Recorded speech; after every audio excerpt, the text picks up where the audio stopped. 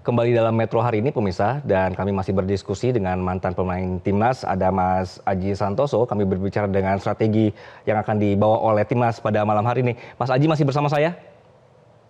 Ya, siap, Bung Siap. Anggi. Mas Aji, melihat tadi Mas Aji sempat bicara ya, bahwa kali ini Timnas itu mentalnya kuat sekali gitu. Iri nggak Mas punya dream team seperti ini? Ya memang kita harus akui tim ini sangat bagus, tetapi Bung Anggi, sehebat-hebat pelatih kalau tidak diimbangi dengan kualitas pemain pasti tidak akan maksimal. Oke. Nah ini kebetulan yang pertama Coach Sintayong memang pelatih bagus, pelatih berkualitas, didukung dengan materi pemain yang memang memadai dan juga didukung dengan manajemen yang cukup bagus. Jadi menurut saya apa yang dicapai oleh tim kita di bawah asuhan Coach Sintayong ini memang harus kita apresiasi. Terbukti cara bermainnya bagus, enak ditonton, mentalitinya kuat. Yang dulu-dulu ketika melawan Korea, melawan Australia yang susah untuk menang, sekarang justru Korea, justru Australia yang kesusahan menghadapi kita. Ya tentunya itu tadi, memang kualitas seorang pelatih itu penting, tapi juga kualitas seorang pemain itu juga penting untuk bisa mewujudkan apa yang menjadi keinginan seorang pelatih di dalam satu pertandingan. Seperti itu, Bung Anggi. Oke, Mas, sedikit kita kembali ke pemain ya. Jadi kalau bisa kita lihat, apakah pemain di luar posisi penyerang, misalnya back yang kita tahu ada Komang Teguh, ini sudah bikin 2 gol gitu meski berposisi pemain belakang, ini bisa menjadi penentu juga untuk mencetak gol, Mas? Ya, tentunya sangat bisa terbukti Komang sudah cetak 2 gol melalui set piece ya. Melalui set piece corner kick harus bisa cetak gol. Jadi pemain-pemain belakang ini memang memiliki kesempatan yang lebih besar ketika mencetak gol melalui set piece seperti tendangan bebas atau corner kick seperti itu. Karena memang posisinya kan dia di belakang, tetapi ketika terjadi corner kick, terjadi free kick, mereka pasti akan maju ke depan. Jadi bisa aja ketika pemain depan menemui kebuntuan, pemain belakang ini bisa menjadi solusi, dan itu memang sering terjadi di sepak bola seperti itu, Bung Anggi. Oke, apakah Anda melihat memang di bawah Coach Sintayong ini pemain-pemain ini memang didesain siap untuk misalnya pindah-pindah posisi dalam kondisi apapun? Ya, tentunya itu salah satu bagian dari keinginan seorang pelatih ya, bisa memiliki formasi yang berbeda-beda. Mungkin Coach Sintayong pernah lebih sering ke 3-4-3 atau kadang-kadang pernah memainkan juga dengan 4-4-2 ya. Di pertandingan kemarin juga formasinya dari 3-4-3 bisa berubah jadi pemain belakang 4. Jadi karena taktikal komposisi itu fleksibel di dalam sepak bola, ya tidak terpaku hanya satu komposisi.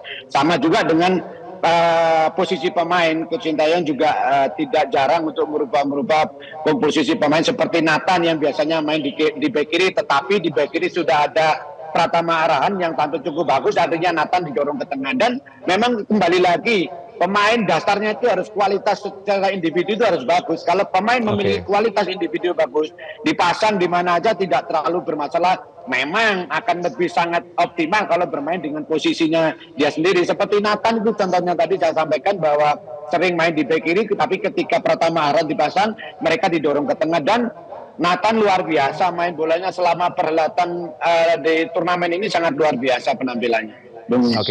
Anggi. Ya, Mas Aji, apakah kontribusi 3 pemain naturalisasi, misalnya Ivar Jenner, kemudian Nathan Choan, terus juga ada Hastin Hapner ini, menurut Anda masih akan berkontribusi besar di laga lawan Uzbekistan, Mas? Ya, kita tentunya tidak mengecilkan arti pemain-pemain dari yang keturunan Indonesia yang dipanggil main ya. Pemain-pemain lokal kita, mereka juga cukup bagus. Tapi jujur aja, kita juga mengapresiasi bahwa mental pemain-pemain yang ikut kompetisi reguler kita ini juga terkatrol dengan pemain-pemain tersebut gitu. Apalagi didukung 2 pemain kita yang di kompetisi luar negeri seperti Marcelino, seperti Pratama Arahan, dan juga Witan yang pernah main di luar negeri. Ini mempengaruhi, apalagi mereka pemain-pemain ini kan sering main di timnas senior. Jadi kesuksesan timnas senior kita itu bisa mengontrol mental pemain-pemain usia 23. Terbukti dalam pertandingan penyisian dan 8 besar itu sama sekali saya tidak pernah melihat pemain ini mengalami nervous. Ketika lawan Korea, justru Korea yang lebih banyak tertekan. Seperti Bung, karena apa? Karena mentality pemain ini dulu sangat bagus gitu loh. Kalau pemain bisa menampilkan pertandingan nanti malam dengan mentality yang sudah dijalankan, tidak tertutup kemungkinan kita bisa mengalahkan Uzbekistan. Meskipun tidak mudah karena Uzbekistan juga tim yang rapi, tim yang mengandalkan taktikal, tim yang mengandalkan penguasaan bola, dan banyak pemain-pemain yang main di Eropa. Tetapi sekali lagi jangan lupa Uzbekistan tim bagus, jangan lupa tapi Indonesia juga tim yang bagus saat ini. Oke. Mas, kita kan tahu ya Uzbekistan ini lawan tangguh begitu. Mencetak 12 gol, belum bobol gitu. Apa yang harus dilakukan Sintayong untuk mengalahkan Uzbek, Mas? Ya, kalau kita bermain dengan tim yang bagus, itu justru kita harus berani menekan. Kenapa? Kalau kita memberi ruang terlalu lebar, kita memberi waktu terlalu lama kepada lawan, justru mereka akan memainkan kita. Tetapi kalau mereka begitu pegang bola, sudah ada pemain yang melakukan pressure dengan kompak, itu akan menjadi kesulitan buat lawan gitu. Jadi menurut saya menilai Coach Sintayong malam hari ini nanti pasti akan melakukan sepak bola menyerang dan berani melakukan menekan. Kembali lagi, kalau Coach Sintayong mengambil taktikal bertahan di belakang, itu akan menjadi bumerang buat kita. Jadi menurut saya tim kita akan lebih baik kalau tetap melakukan penyerangan meskipun tidak melupakan pertahanan. Meskipun ketika kita menyerang, tapi kita juga antisipasi untuk bertahan. Karena kalau kita akan bertahan, justru serangan akan bertubi-tubi, akan cepat datang di daerah Indonesia. Jadi menurut saya mungkin analisa saya, pendapat saya, Coach Sintayong tidak akan terlalu banyak merubah cara bermain. Seperti itu, Bung Anggi.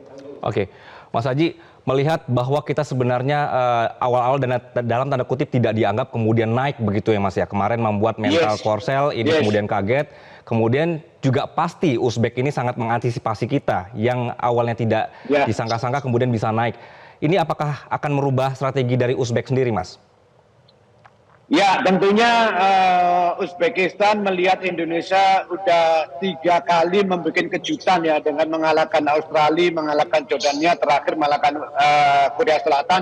Tentunya ini sudah dianalisa oleh tim Uzbekistan ya. Artinya apa? Artinya bahwa Uzbekistan, saya sangat yakin untuk pertandingan malam hari dia tidak berani menganggap enteng kekuatan tim kita, karena memang terbukti tim kita bermain bagus, tim kita bermain semangat, tim kita bermain tajam ya, tim kita, dan bisa cetak gol. Ketika melawan Korea sebelum melawan Indonesia adalah merupakan salah satu tim yang belum pernah kebobolan. Tapi ketika melawan Indonesia bisa membobol 2 gol. Sama dengan kejadian untuk nanti malam, bahwa Uzbekistan dengan 12 gol tidak pernah kalah, tidak pernah kebobolan. Mudah-mudahan tim kita, pemain-pemain kita bisa mengulangi ketika pertandingan melawan Korea Selatan, Bung Anggi. Amin, amin. Kita berdua sama-sama berdoa nanti malam seperti yang Mas bilang ya. Tidak hanya menang tapi juga performanya sangat mumpuni begitu ya. Mas Haji, terima kasih atas perspektif Anda di sore hari ini. Gitu. Oke, siap. Terima kasih Mas, sekali lagi Mas. Jelajahi cara baru mendapatkan informasi. Download Metro TV Extend sekarang.